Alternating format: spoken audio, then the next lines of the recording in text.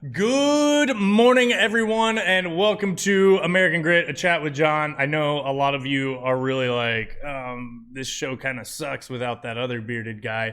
And I know, but I'm only a man and I can only do so much. I apologize.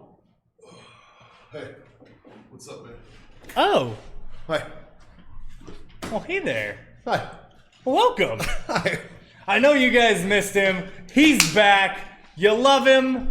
You wish your beard was as cool as him because, truthfully, nobody else's beard is as cool as Mikey's. I do have a lot of beard. You do have a lot of beard. Welcome back, everyone. Welcome back to A Chat with John and Mikey. John and Mikey. Yep. How are you, bud? Oh, man, dude, I'm way better now that you're here. Yeah.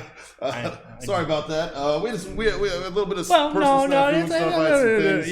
it was a little this and then a little Well, I that was and out then of this town. and then you were out of town and then So some I of had this and some of things that. going But on, look, but he's back and that's all that matters. Happy to be back. I'm happy that it's all worked out, and I'm ready to go. Let's get into some news, bud. All right, man, dude, what a week for you to make your comeback. Dude, the news cycle's fun. We are sending troops to the Middle East on the heels of that attack on the Saudi oil fields, which always, I gotta know, man. Maybe you have some insight, Mikey. Why the nation with the third highest defense budget, who has a shit ton of U.S. military equipment, and who has all their officers trained by the United States, why, Mikey, why can't they handle their own business with Iran? I think it comes down to basic training, man. Basic training? Just basic. So the officers are good, but but the enlisted are dumb. So it's the opposite of everywhere else in the world.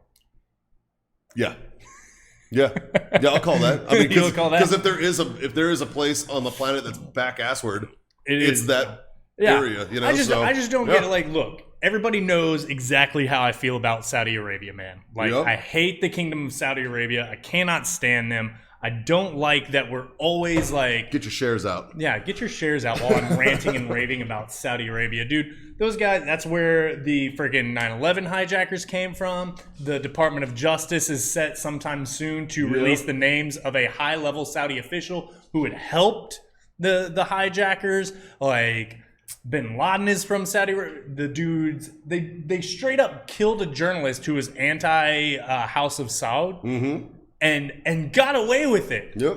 And then on top of all of that, like just like women's rights, gay rights, like all of it, like the biggest human rights abusers in the world by far, right? I mean, China and North Korea are probably up there. Honorable mentions, you know. Sure. But like, dude, I cannot stand Saudi Arabia, but all because of the almighty petrodollar. We're going to go overseas again because it's not like China is trying to take control of the South China Sea or anything like that. I mean, and make war with the United States. I think a lot of that goes into the interests that that the American public hold dear too. You know, a lot of that goes into I don't know about you, but I don't like paying like $2.50 a gallon. Supposedly, though, we're energy independent. Supposedly, we're energy independent. So why do we care? Thank you to the great state of Texas. Yeah, well, yeah, but like, so if we're energy independent, then why do we care what Saudi Arabia is doing? Like, why do we care? Strategic allies, man.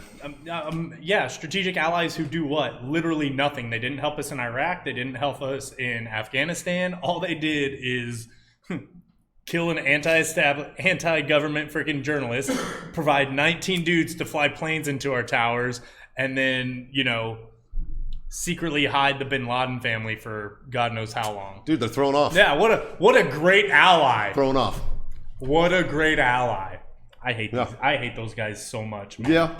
They're almost as bad as the other people I hate so much. Wait, we're not talking about commies? Commies? Man. Oh. I hate commies. Mike, I hate commies so much. Dude.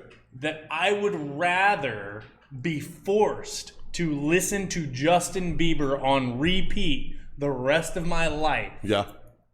Baby. Him and Ludacris. I was going to ask, is it Baby or are we talking Baby or Despacito?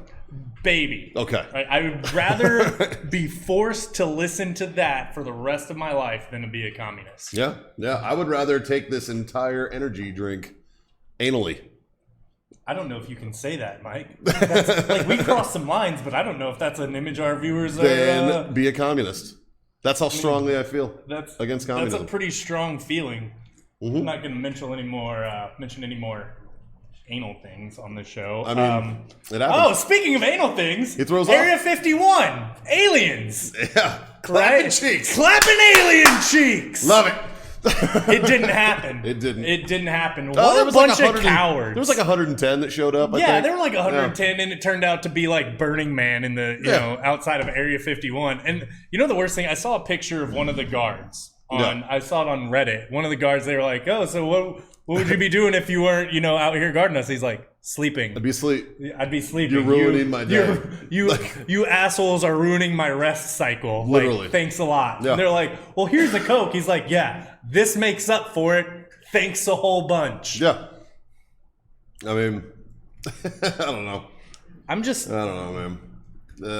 It looked like I think that could have been. I think that could have been monetized if they had ran it right, and they could have actually did some good too. They could have. You know what I mean? Because it had the traction. It had the traction. And then it was like going really high.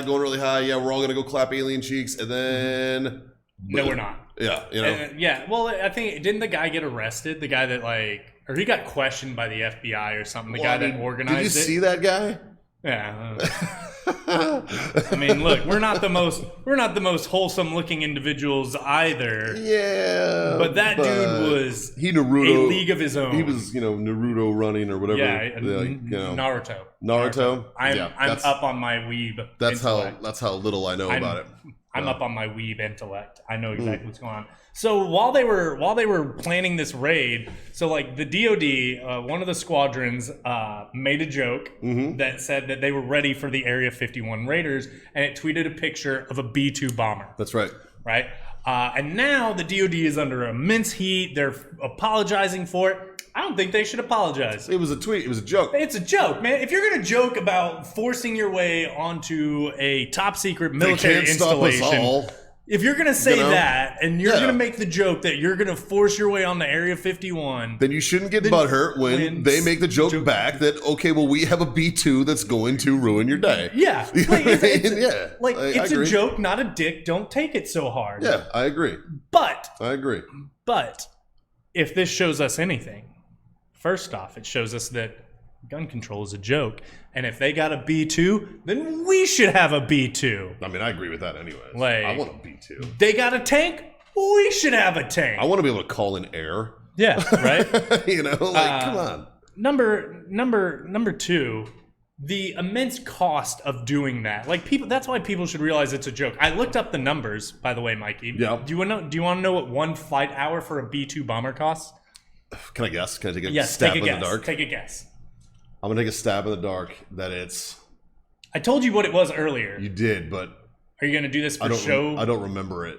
I don't remember what you told me. Okay. It's got to be like $4,000. $4,000? $4,000 for a B-2 bomber. Yeah. Try $135K an hour. An hour? An hour. For one flight hour, it costs a B-2. To fly a B-2 for 1 hour, $135,000. That is more than I definitely make. Yeah. Definitely. Right? I think it's more than most people make. So you think that they're going to fuel up and arm up a B-2 to go and bomb civilians for $135K an hour? I don't think they're going to do that. I'm not sure. Mikey. I don't think they're going to do that. The $4,000 an hour would be if you had duct taped the B-52. You got to remember, dude, I'm a Marine. We go off hand-me-down equipment. Yeah, so you'd be getting a duct taped together B-52. Well, it's not B-52, it's a B-2. B-2, sorry. This is a stealth bomber. It's not a band that sings Love Shack, Rob. And there are B-52 bombers? Love Shack, yes, there is. But it's not that they tweeted. They tweeted the picture of the cool stealth B-2 bomber is what they did, right? Yeah. And so, do you know, I did the math. Did you know that they would be much more cost efficient if they went with Apache attack helicopters. Well, sure. Rotary assets are always more cost efficient. Do you know how much more cost efficient though? Would you like to guess the cost for a flight hour of an Apache? Well, now that I feel like an idiot by undercutting the B2 so much, let me stick with $4,000. A little bit high. It's $3,500. See, that was closer. Apache, $3,500 for an hour of flight, or B2, $135,000 for an hour of flight. It's the Air Force, and they operate like a corporation. What do you think they're gonna choose? And the people they would be going against are literally mom's basement, tenants. Yeah, exactly. So, are you really gonna pull out your B2 for that? No, Yeah. it's a joke. I don't think the DoD should apologize. We've been too vested in this, I made a tacky joke, now I have to apologize. Look, if Dave Chappelle taught us anything, it's that you can laugh about anything and you should never apologize for any of it either.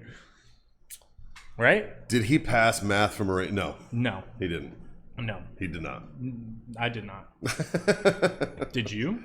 No, I never even took it. You didn't even take it? How did you get promoted? I took it and passed it and I didn't get promoted. Back in the day, that wasn't one of the required ones. That's bull. Yeah. That's yeah. So speaking of hordes of people, this crowd of people is actually a potential threat.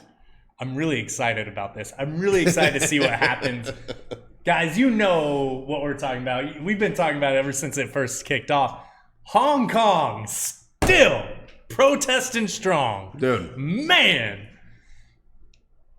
Y'all doing it. Mikey, when does our plan to run guns to Hong Kong kick off? Is that next week or the week after? I have a doctor's appointment, so is it the week after, or I don't know why you're scooting away. You were vested in this with 100% financing. Dude, didn't what? didn't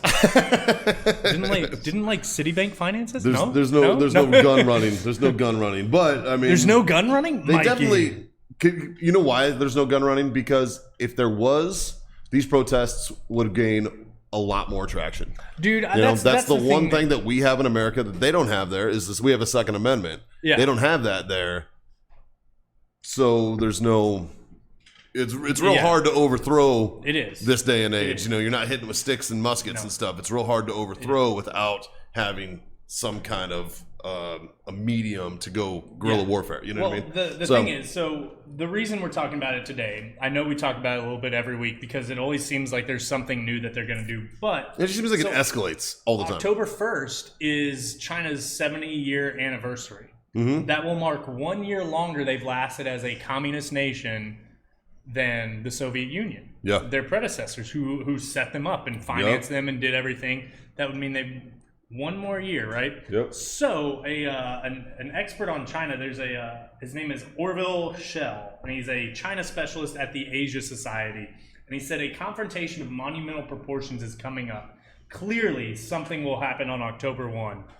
Because the Hong Kong protesters are saying they're planning a counter rally to the normal traditional big military parade that communist nations put on, like the May Day parade and the Red Parade and Tiananmen Square and stuff. So they're planning a counter protest to those events. So if you don't think something's gonna happen, we'll be sitting here with bells on, dude. We will. I'll be watching. Here. I'll be watching for it. Guys. Ask yourselves, look, I'm usually not a fan of interfering in a lot of countries' stuff. I think that we should handle our own stuff. We've gotten way too, because we were really good at handling other countries and other countries' business, we've gotten too kind of trigger happy with it. Anytime there's a dispute in another nation, it's just hey, we can help. And they're like, well, we didn't really, ask for it, but okay, you've got a lot of money, America, come on in, help. If there's one place I think we should be helping, it's in Hong Kong. I don't want in 50 or 60 years my kids to know about what happens on October 1st. Let's say there's a mass genocide, right? Yeah. China comes and executes, and you'd be like, "Hey, Dad, you were alive. Why didn't America help? Why didn't they help free these people?" I don't want to answer that question to my son. That's not a question that I really want to yield either, man. That's scary. As we joke and we talk a lot of shit about every single topic, but one thing that I always hold very dear, and I think you and I both do, is the idea of freedom. and liberty and self-determination and self-ruling and self-governance. And what the people in Hong Kong are asking for is not unreasonable. It's not. They just want liberty. They're asking liberty to live, to live their life. They want life, liberty, and the pursuit of happiness. That's just like all they want. Which is something that every American should empathize with. Yeah, exactly. We should empathize with that because that's just that's our natural born inalienable rights. You know what I mean? So yeah. Like, I mean, imagine, if you will, guys, we're sitting here and we said something against the government, man. Secret police coming in and just hauling both Mikey and I off. Like that's what China lives under every single day. You have to toe the Communist Party line, or you're going to be in a jail and nobody's ever going to hear from you again. It's true, and that is what these people are facing. And it's not just like one or two; it's millions of people. Like almost the entire city of Hong Kong is protesting this crap. Yeah, and they are fed up. They're done with it. They want freedom, and I just wish that we as a nation could support them more. Yeah. Like, we are supposed to be the city on a hill, right? We're supposed to be the example. The utopian society of freedom and democracy, egalitarianism and whatnot. Yeah. We're not going to help these dudes out. Shame on us. Yeah, I agree. Shame on us. I think we hope do something. And I'm glad that this is going to be on the internet, because that means it'll be here forever, and it'll, at least you and I can say, our conscience is clear. Exactly. Yep. Exactly. So, speaking of clear consciences, people that were in charge of the Fast and Furious program can never have one of those. Good job there, CIA. Great job. I thought it was the DOJ. Wasn't it the DOJ? Whoever it was. Another rifle from Operation... Folks. Another rifle from the Fast and Furious operation has turned up in Mexico. Hey, Mikey, what could have gone wrong selling guns to cartels so you could track them? What possibly would you maybe have, could it possibly have been wrong that you would lose track? Murders are wrong, first and foremost. Could you lose track of the guns? I'm sure you could. Seems like they did, because they just found this one. They're like, oh, hey, this is one of the guns we sold. It's probably killed well, the gun hasn't, but the person holding the gun has probably killed tons of people, because what did we do? We gave guns to drug cartels and thought, hey, this won't backfire in any way, shape, or form. And then it did, spectacularly, and nobody gave a shit about it, which kind of pissed me off, because 2 people died. Yeah. That we know of. Right? Yeah. Yeah. So who was it? It was Brian Terry and Jamie Zapata. Yeah. Yeah, Jaime Zapata. Yeah. Were murdered by Mexican drug cartel thugs in separate incidents in 2010 and 2011 related to guns that were trafficked while under the watch of U.S. agents who neither intervened nor tracked the walked weapons. If you were part of Operation Fast and Furious and you're not in prison, I hope karma finds you in some horrible way. I really do. I really do. With people trying to take away our rights every single day, and then you've got dudes that are legitimately selling guns to violent criminals who are killing people with them. It's true. And then to turn around and tell me that I don't need a gun. Bruh, I'm going to say this once and once only, and I hope I don't get in trouble for it, but Rob's going to be mad at me when I do. If that's you that thinks I should be removed my rights for guns, and then you're doing this, get fucked. Boop. Absolutely. I don't even care how much trouble I get in for that, because it's such a blatant, Hippocratic piece of bullshit. Yeah, it really is, and I can't stress that enough. It's true. It's true, man. Yeah, lives were ruined. Fast and Furious is a stain on a tactical decision that was made by people who didn't know what they were doing. They did. They had no idea. There was no oversight, no control, nothing. They didn't understand the scope of what they were asking, and it shows. You know, and unfortunately, there's people's lives who have paid for it because of that. So exactly. Yeah, I agree with you. Yeah. Yeah. Some good news, though.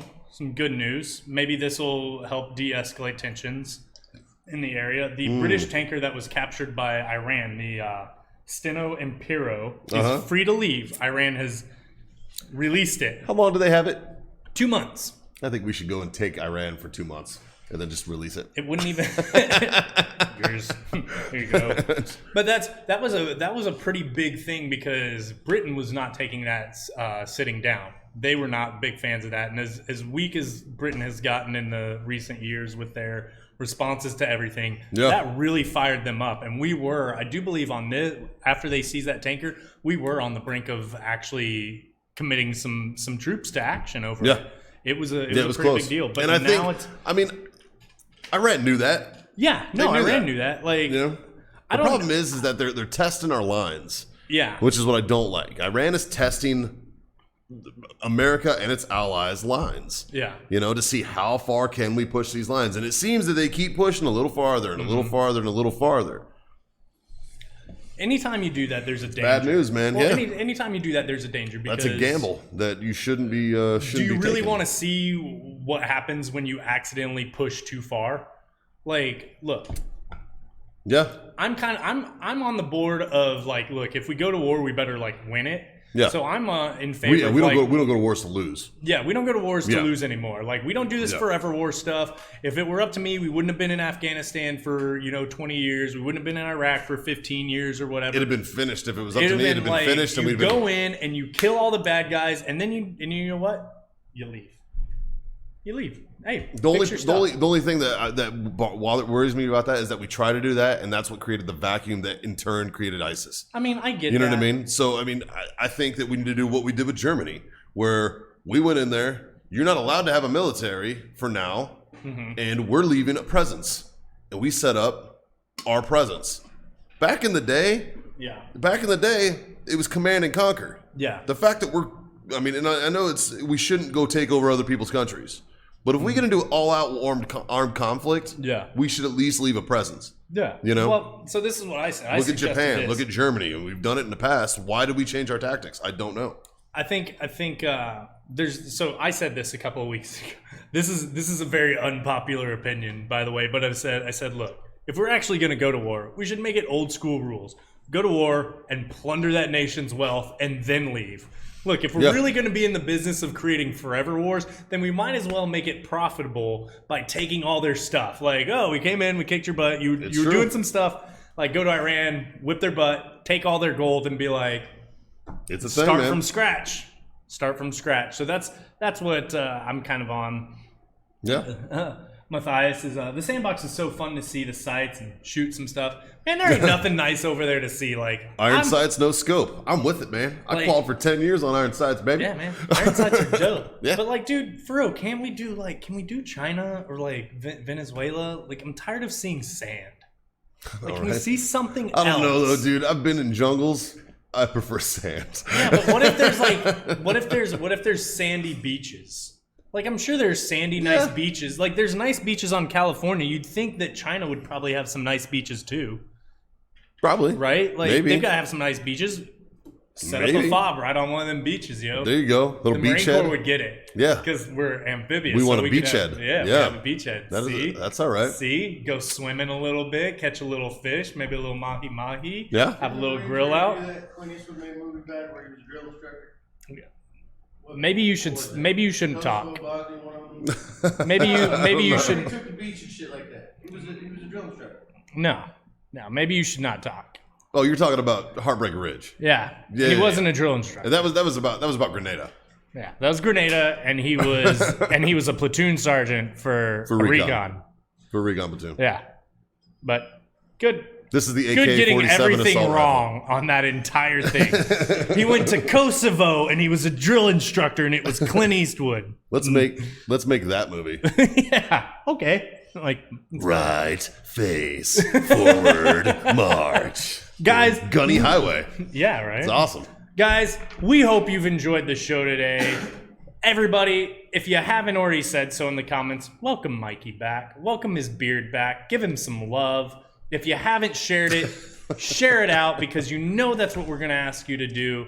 And we will see you guys on Thursday with not one, but two special guests. That's right. Highlighting another great veteran organization that I know you guys are going to enjoy. So, again, John, thank you for having me back. Wait a minute. Uh-oh. And we're going to be introducing another part. Permanent presence on our shows section. So you guys will have to tune in on Thursday to see who it is, right? As well as see this great veteran organization. The person who it is making faces behind the camera right now. You can't see, but we can see. Yeah, they're right there. Yeah, she's right there. Yeah, right there. But you guys will see you on Thursday. Have a great afternoon, and don't be a commie, because commies suck. That's true. Later.